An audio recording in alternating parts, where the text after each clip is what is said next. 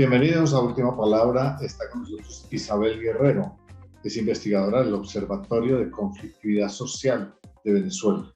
Es independiente, sin ningún vínculo con partidos políticos, y es una defensora de derechos humanos que se dedica al análisis y registro de las protestas sociales en ese país, así como la defensa de derechos humanos. Isabel, bienvenida. Muchísimas gracias por la invitación. Bueno, pues estamos muy complacidos a pesar del dolor que sentimos por la situación habitual de Venezuela.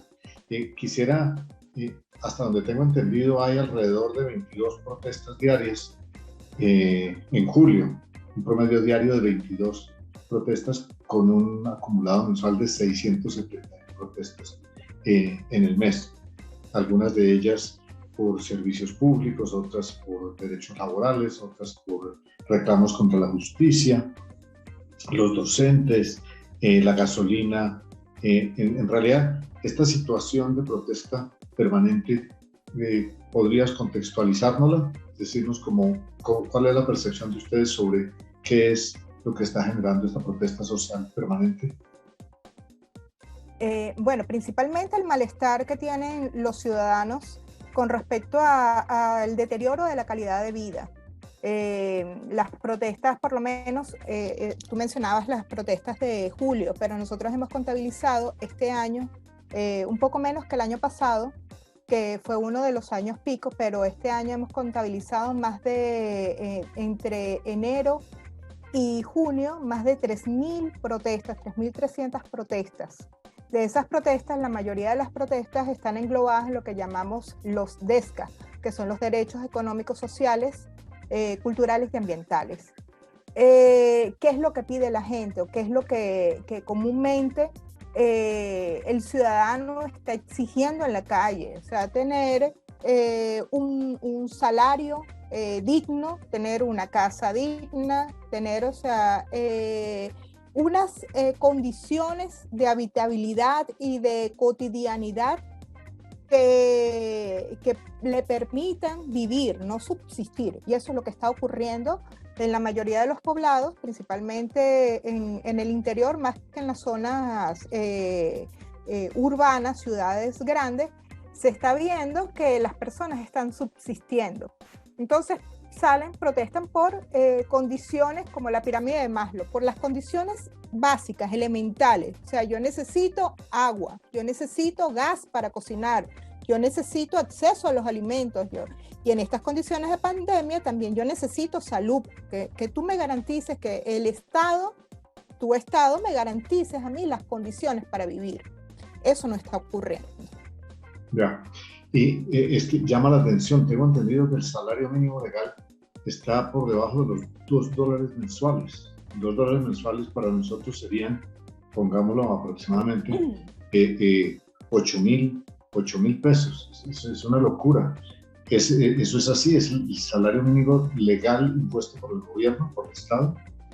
Sí, sí. El salario mínimo, el último aumento fue, o ajuste, que ellos llaman, lo hacen en bolívares con una distorsión económica que nosotros tenemos aquí en Venezuela, que es bastante grave. Ahorita hicieron un anuncio de que van a hacer una reconversión monetaria más, lo que implicaría otros cambios en la economía, pero con $2 no alcanza, yo creo que ni para medio cartón de huevo. O sea, ¿qué es lo que pasa? Que el régimen lo que suele hacer es que obliga a las personas a suscribirse en un registro de control. Entonces, a través del registro, o el Estado le va a garantizar la comida, porque no tiene el valor nutricional apropiado, el gas, el acceso al gas. Entonces hay mayor control social y menor ingreso. Entonces las personas lo que suelen hacer es buscar varias formas de completar el día a día. Ya. ¿Cuántos habitantes aproximadamente tenía Venezuela cuando empezó el régimen de Nicolás Maduro? Nosotros deberíamos haber sido unos 25 millones aproximadamente. Ahorita están hablando de que la migración asciende a los 5 millones según las cifras de ACNUR, 5 millones de migrantes. Ya. Y a pesar de esa disminución de la población, el deterioro de la calidad de vida ha sido creciente, o sea, cada vez peor. Sí, sí. En cuanto a por lo menos servicios básicos. Ahorita tenemos otros problemas que se van sumando, pero nosotros vivimos en una emergencia humanitaria compleja y que esa emergencia ya se ha extendido por varios años, entonces ha complicado el panorama general. O sea, nosotros teníamos un deterioro en cuanto a servicios básicos, al agua. Llega la pandemia y hay una emergencia que solapa otra emergencia. Entonces eso ha complicado muchísimo sectores o regiones como las regiones en el sur, regiones en el oriente como donde hay comunidades indígenas y regiones en los Andes, o sea, la región andina también está afectada por todo el tema de servicios básicos. Ya. La desnutrición infantil y de adultos, por lo que tengo entendido, es progresiva. Hay un deterioro de la garantía nutricional para la población. ¿Qué han analizado ustedes de ese tema? Bueno, en cuanto a lo que son las poblaciones vulnerables, o sea, las personas de tercera edad, los adultos mayores y los que son los niños, niñas y adolescentes, es uno de los sectores más afectados, sector etario más afectado, porque así como existe la desnutrición para ambos, con lo de la migración sucedió que la población activa, los padres, las personas que se encontraban en una edad productiva, se fueron del país y niños quedaron al cuidado de adultos que no generan suficiente ingreso y por consiguiente entonces una cadena de desmejoras que se ve en toda la familia, ¿no? En general. Nosotros que hemos visto con relación a las protestas en lo que es inseguridad alimentaria, que es lo que nosotros contabilizamos, ha habido un número significativo de protestas, no tanto como en otras oportunidades. Hay un acceso a lo que el régimen considera una caja nutricional, la caja CLAP, que no tiene los elementos nutricionales. Hay unas protestas en relación al acceso de esa caja en ciertos sectores porque no termina de llegar. Nos encontramos también con un problema de gasolina. No hay forma de trasladarse o de trasladar a veces los alimentos. Ahorita estamos viendo que los productores en los Andes no tienen manera de sacar los alimentos porque no hay combustible para el traslado de esos alimentos. Ya. ¿Cómo está el tema de vacunación contra el COVID-19? Como no se organizó un programa que era lo que pedían las organizaciones sociales, que fuera despolitizado, que fuera equitativo, que fuera organizado. Entonces, aunque han anunciado que ha habido un incremento en los niveles de vacunación, hay organizaciones que señalan que el 9% no es lo que está vacunado y que el restante no está vacunado. Yo realmente no creo que lleguemos a ese nivel, pero tampoco ha habido un sistema adecuado. Entonces, no hay cifras oficiales. Hay un subregistro. las cifras oficiales hablan de que nosotros tenemos uno de los porcentajes de contagiados más bajos de toda Latinoamérica. O Y eso sea, no es confiable para usted. No es confiable, o sea, siempre se ha hablado en su registro porque las cifras suelen ser muy opacas. En el sector de la salud, ahí nosotros hemos registrado y hemos monitoreado reclamos de parte de médicos, de enfermeras, que así como piden insumos y como piden equipamiento y como piden infraestructura hospitalaria, también piden vacunación para ellos mismos. Si ellos son centros centinelas y no están vacunados, eso nos está diciendo, nos está dando un indicador. Lo otro es que hay sectores donde, hay ciudades donde la vacunación ha sido politizada. Entonces, hay letreros que dicen, te aceptamos para que te vacunes si presentas el carné de la patria. Y aquellos que no tienen el carné de la patria no se pueden vacunar. Entonces, ese ha sido el reclamo más constante que hemos tenido con todo el proceso de vacunación. Ha sido tardío. Ya. Y en derechos laborales, ¿cómo están? Tengo entendido, por ejemplo, pues los docentes protestan porque no consideran tener las garantías de bioseguridad para regresar a las clases presenciales porque no existen los elementos para lo básico en términos de cuidado de quienes asisten. Pero, ¿qué además de eso hay como protestas laborales? Bueno, el sector de las empresas básicas hacia el sur de Venezuela, donde está el arco minero, también han estado protestando por mejores condiciones. También las empresas que fueron estatizadas en algún momento, ellos protestan porque o no les pagan o no les validan un contrato colectivo. Ahí está el caso de trabajadores de PDVSA, el caso de trabajadores de la Telefónica, de CanTV, que no les validan el contrato colectivo, los jubilados y los pensionados que tenían en algún momento garantizado un mínimo ingreso, pero que tenían garantizado un mínimo ingreso, no se los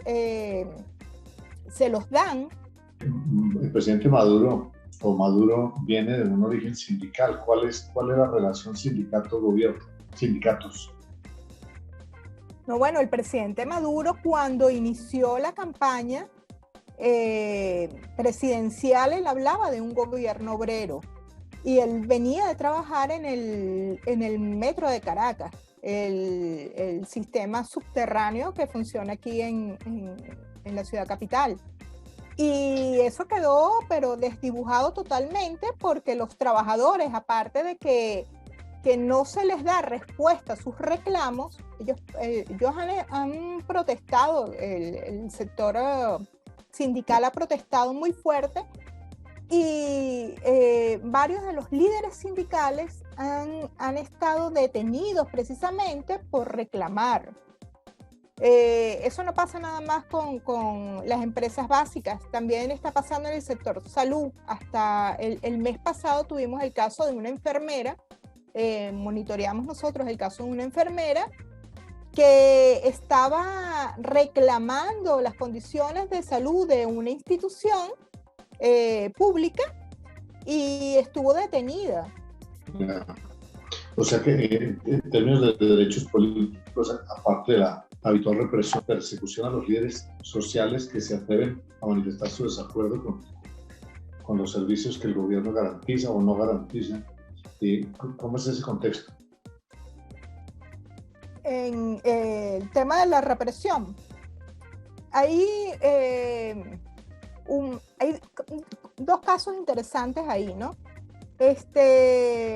La represión siempre ha estado sistemática, como una política sistemática del gobierno en el contexto de las manifestaciones. Por lo menos nosotros registramos este año 59 protestas reprimidas en 21 estados. Nosotros tenemos 23 estados. De esos hay un asesinado en contexto de protestas, 25 detenidos y 7 heridos. Eso fue en todo el primer semestre del año. Lo interesante es que las personas, los ciudadanos están respondiendo con manifestaciones a los cuerpos de seguridad que están reprimiendo. Nosotros hemos estado contabilizando esas protestas también. 37 protestas por uso, en las que denuncian el uso desproporcionado de la fuerza, los allanamientos, las detenciones arbitrarias. Y esas protestas es de la misma comunidad, de la misma sociedad civil que está denunciando. Suele ser la Policía Nacional Bolivariana, suele ser la Guardia Nacional, que está denunciando la actuación de estos cuerpos de seguridad. Ya. O sea que los derechos políticos como tal, de alguna manera, no son garantizados en la protesta social. No. Aquí nosotros hacemos una distinción entre los derechos económicos y sociales y los derechos civiles y políticos. Ahorita, en este momento, hay un incremento en cuanto a las protestas por derechos civiles y políticos, porque hicieron un llamado también para las elecciones para el 21 de noviembre. Un proceso de votación el 21 de noviembre. Entonces, uno ve más actividad en la calle de protestas organizadas de dirigentes políticos, de partidos políticos. Incluso cuando hubo el proceso de primarias del Partido Unido Socialista de Venezuela, también registramos protestas de los militantes del PSUV en contra de cómo se estaba llevando el proceso electoral. O sea, las protestas políticas van en incremento, pero no han superado las protestas sociales. No hay garantía. Es una de las principales críticas en este momento con lo de las votaciones del 21 de noviembre, que no hay garantía de todas las que pedía la comunidad internacional, de que fueran unas elecciones totalmente con autoridades totalmente transparentes, pero ahorita hay una reorganización de los partidos políticos de oposición sumándose al proceso electoral. En Colombia estamos viviendo una situación similar de inconformidad social y de protesta social que ha sido distorsionada, convirtiéndose en agitación violenta, pero pues eso al parecer es, digamos, el común denominador en América Latina recientemente. Sin embargo, me dicen que personajes como Javier Tarazona, que entrevistamos en este espacio, que era el director de Fundaredes, lo acusaron de terrorismo, lo detuvieron, de alguna manera lo desaparecieron del escenario porque las afirmaciones que hacía perjudicaban al régimen y decía que no tenía fundamento. Me imagino que algo parecido puede pasar con el registro que ustedes tienen. ¿Cuál es la situación para las ONGs como la suya? ¿Ustedes tienen garantías o temen por su propia vida, por su seguridad? Ahí las organizaciones civiles en general, los defensores de derechos humanos están viviendo una etapa bastante delicada aquí en Venezuela. Ahorita el régimen ha exigido un registro de las organizaciones sociales. Hubo un comunicado en conjunto de las organizaciones venezolanas rechazando ese registro, y las organizaciones en general sentimos ese temor o ese acoso o esas campañas que existen de estigmatización al trabajo humanitario que estamos haciendo. Eso está latente, eso siempre está ahí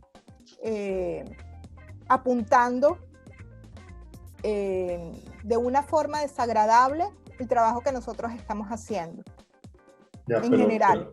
pero temen ustedes por su seguridad, por su vida. Termina porque, pues, las afirmaciones que Tarazona hacía sobre el régimen eran afirmaciones políticas, pero fue acusado de terrorismo porque sus informaciones no tenían fundamento, lo cual pueden decir sobre cualquiera de las informaciones que tienen ustedes en el Observatorio de Conflictividad Social de Venezuela o quienes hablan del tema carcelario de presos políticos. A todos les pueden decir que esas informaciones no son ciertas y acusarlos de algo similar al terrorismo. Claro, claro. O sea, aquí el derecho a la privacidad, por ejemplo, es un derecho que si en otros países está, puede ser penado, aquí en un programa de alguno de los dirigentes oficialistas puede leer los mensajes interceptados de un correo o tomados del WhatsApp de alguno de los defensores. Eso ha pasado y sigue pasando. O sea, los están interceptando y públicamente denuncian determinados comportamientos u opiniones de ustedes, los defensores de derechos humanos, porque con esa interceptación ilegal, pues los chuzaron, como decimos nosotros, y los exponen a la estigmatización. Sí, sí, crean expedientes, hay acusaciones que están fuera de todo contexto. El caso de Javier Tarazona, o sea, acusado de terrorismo, y él, cuando el equipo de Fundaredes se siente amenazado, se siente amenazado, ellos van hasta el Ministerio Público y hacen la denuncia. Y saliendo del Ministerio Público se lo llevan. Saliendo, o sea, cuando uno va a una institución pública a decir, mira, me están persiguiendo, me están amenazando, y aún así no hay garantías de que la institución pública te proteja, sino que inmediatamente sale y la policía política se llevó al equipo, o sea, a las 3 personas. Fue para que los defendieran y terminaron encarcelando. Fue para dejar tangible la denuncia, al final fue encarcelado. Ellos los trasladaron, ellos estarían en unas 7, 8 horas de aquí de Caracas. Ya. O sea que lo que demuestra que la denuncia que él iba a poner sobre el hostigamiento era válida, porque el mismo régimen decidió guardarlo. Sí, o sea, él estaba denunciando un acoso que estaba sufriendo el equipo de defensores. Me dicen que el derecho a la justicia no está garantizado. Personajes como Tarazona o tantos otros detenidos por razones políticas, la justicia no avanza y los procesos son larguísimos, lo cual garantiza que permanezcan detenidos aunque no hayan sido condenados. ¿El contexto general cuál es? Nosotros, por lo menos, que registramos derecho a la protesta, ese es una de las exigencias que se ve en cuanto a los derechos civiles y políticos, que es el acceso a la justicia, las condiciones en que se encuentran los mismos detenidos.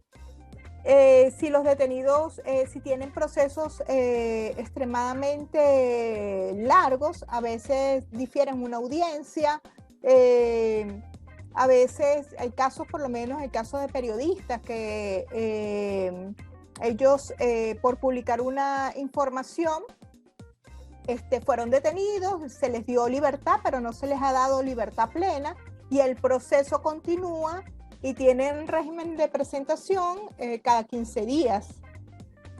Eso les impide una cantidad de actividades, salir del país, hablar con la prensa, etc. Las condiciones sanitarias dentro de los recintos policiales también han sido unas exigencias, unas demandas de los familiares e incluso de los mismos detenidos, que nosotros hemos contabilizado. Ya, los ataques a defensores de derechos humanos también están en auge. La situación, ¿cómo es? ¿Cómo son esos ataques? No, bueno, los defensores estamos expuestos a campañas de acoso, de estigmatización.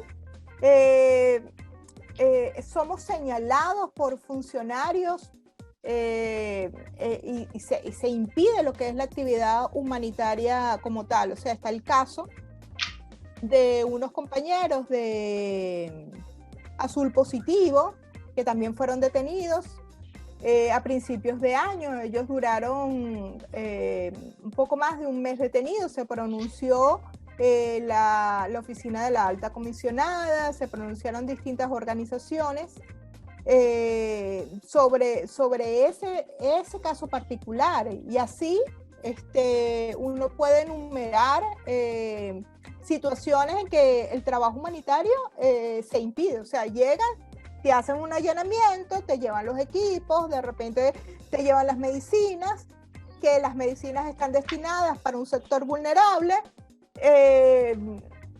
puede que las regresen. En ese sentido, sí hay una organización por parte de las ONG para visibilizar que eso está ocurriendo. Ya, pero parte de ese hostigamiento me dicen que es hecho por las milicias bolivarianas, no necesariamente por la fuerza del Estado, por la policía o por los investigadores. Ese hostigamiento de milicias, ¿cómo funciona? El hostigamiento cuando los agentes de seguridad, cuando impiden lo que es la labor humanitaria. O sea, y aquí hay un trabajo humanitario bastante denso en distintas escalas. Es una red humanitaria bastante... Pasa por lo menos el caso de unas fuertes lluvias en la zona andina. Una organización, Cáritas, estaba llevando ayuda humanitaria a la zona que está afectada. Fue impedido ese traslado de esa ayuda por parte de efectivos. Ahorita no recuerdo si fue la Policía Nacional o fue la Guardia Nacional, creo que fue la Guardia Nacional, que impidió que esa ayuda llegara a su destino. Eso suele pasar o ha pasado con algunas organizaciones que han tenido que limitar el trabajo en ciertas zonas. Llegan a una alcabala, les dicen, mira, no puedes pasar con este material, ¿de dónde sacas estas medicinas? Tienes que darme una guía de tránsito. O sea, te pueden pedir cualquier cantidad de documentos que existan o no existan, solo para impedir que traslades esa ayuda. Mi pregunta sobre las milicias iba porque aparentemente esos cuerpos de voluntarios han sido creados y armados por el Estado para hacer tareas que no quieren en el Estado o en el gobierno que sean visibles como propias, sino aparentemente como una fuerza cívica que reacciona frente al comportamiento de los defensores de derechos humanos o frente a la oposición o frente a eso. Es como un Estado paralelo, un brazo armado del Estado que cumple las funciones que no quiere cumplir el gobierno para no visibilizarse. ¿Podrías explicarnos eso? ¿Cómo lo ves?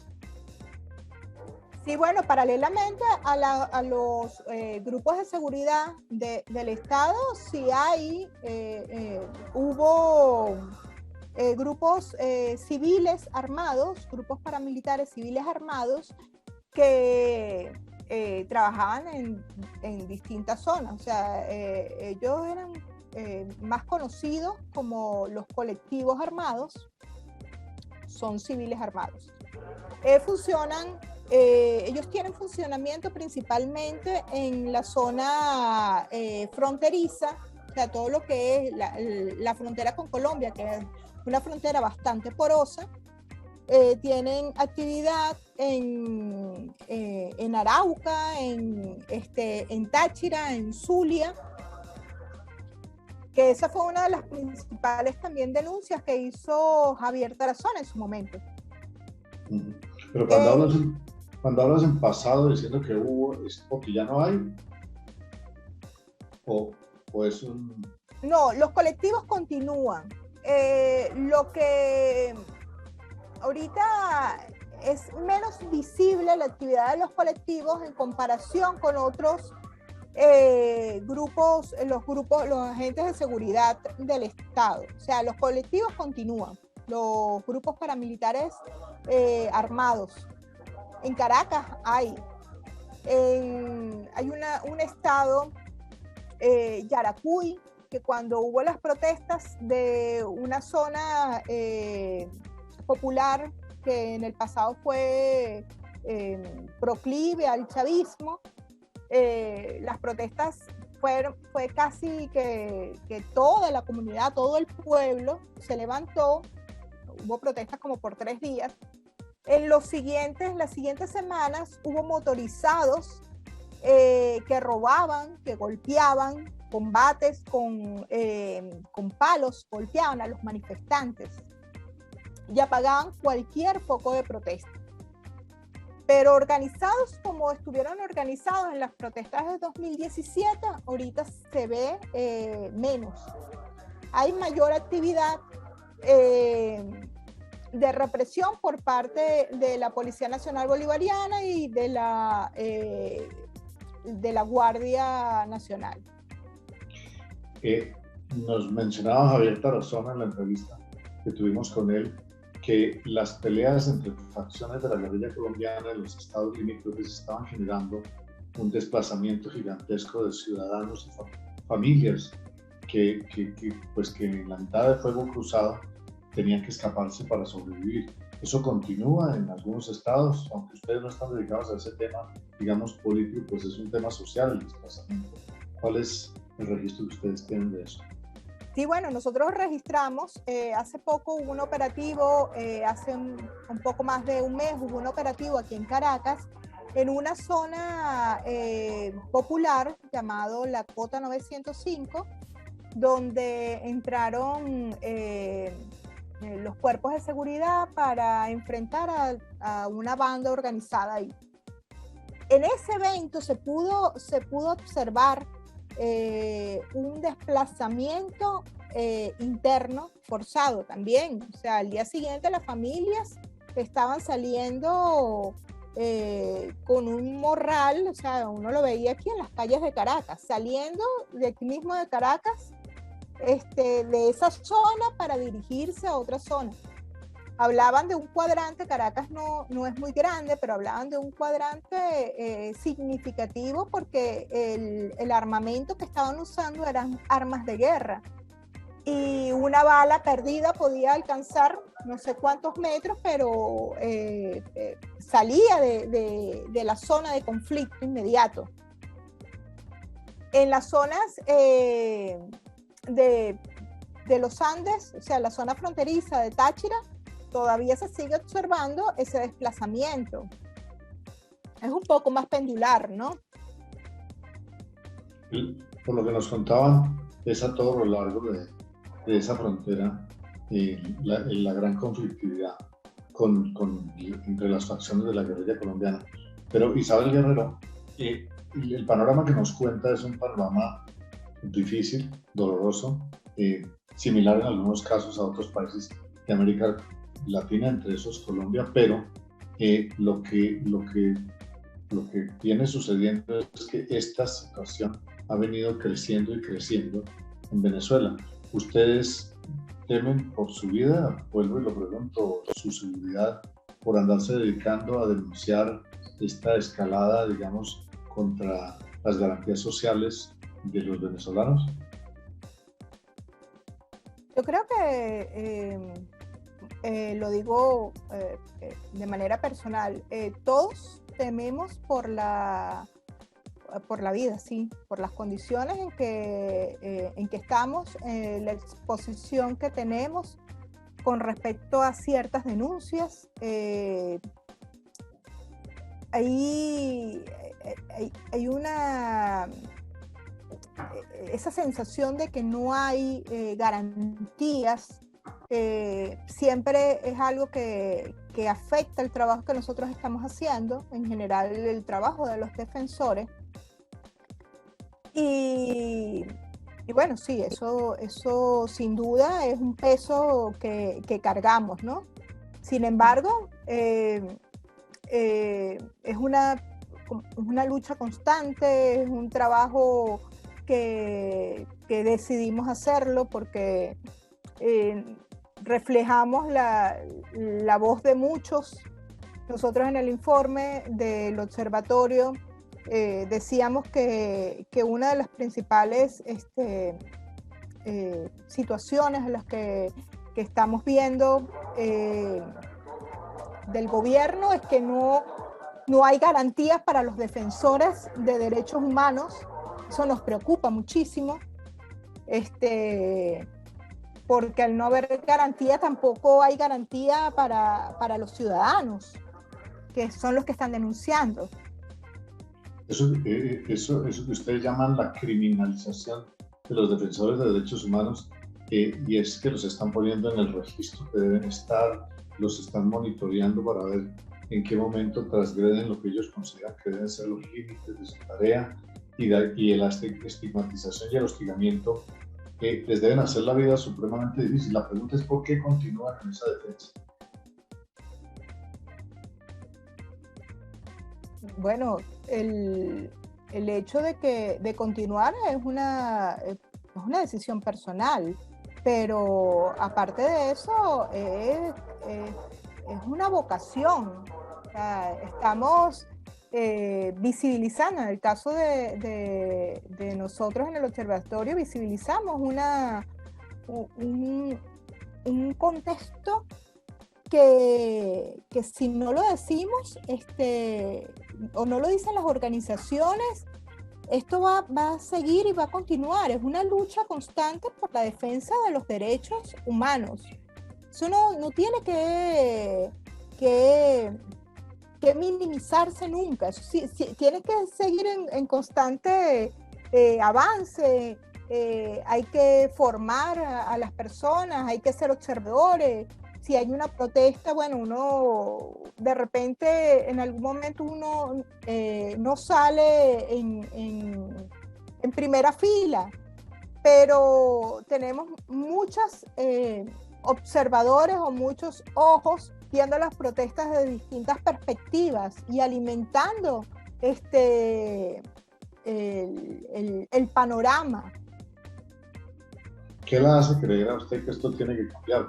Dice así: si en Cuba llevan más de medio siglo en una situación de represión, mutilación de los derechos humanos, absoluta limitación de la protesta social, lo vio recientemente con lo que pasó después de la muerte de Raúl Castro, y nada cambia. ¿Por qué cree usted que esto tiene que cambiar en Venezuela? Si las dictaduras son las dictaduras. Eso, pues afortunadamente hay guerreros como ustedes. Su apellido es parte de un ejemplo de la tarea de ustedes, pero ¿por qué cree que esto va a cambiar? Tendría que cambiar, y todos quisiéramos que cambie, pero ¿por qué cree que puede cambiar? Nosotros Venezuela ha tenido vocación democrática. Ahorita mencionabas el caso de Cuba y sorprendió a todo el mundo que las protestas que hubo recientemente en Cuba y fueron el foco en el mundo. O sea, hubo protestas en Cuba.